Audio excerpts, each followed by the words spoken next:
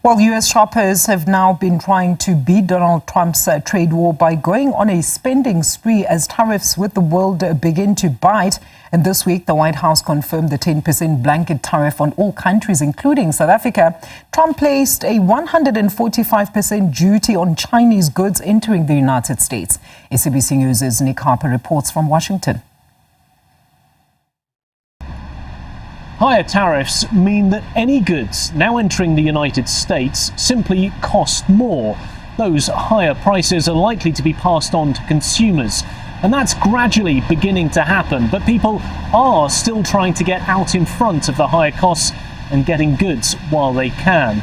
There is lots of anecdotal reporting of people panic buying, in particular at supermarkets, along the same sort of lines that we saw in the early part of the COVID-19 pandemic back around March and April of 2020. Supermarkets in particular have seen an uptick in people buying goods, but also longer-term consumables, things like olive oil, soy sauce and toothpaste that are made outside the United States and imported in.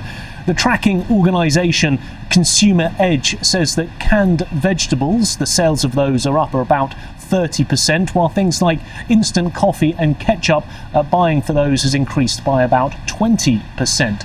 Foreign alcohol is another big item that many people are looking to buy now before prices increase dramatically. And then there are big ticket items, things like cars.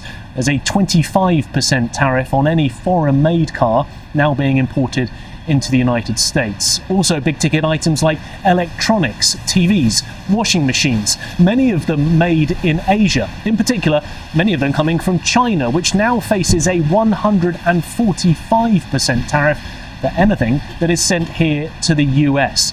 Now, China is the United States' third largest trading partner. Last year alone, the US brought in goods worth $450 billion. iPhones have also been snapped up by many consumers. Apple says that they have seen higher than normal purchasing in many of their stores as people try to buy those products which are imported from outside the United States here into the US.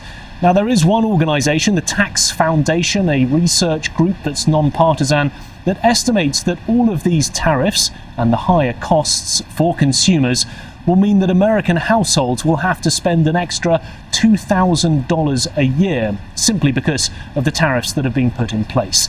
Now, remember, Donald Trump won last year's election largely in part because he claimed he would be able to boost the economy, increase hiring and drive down the cost of living.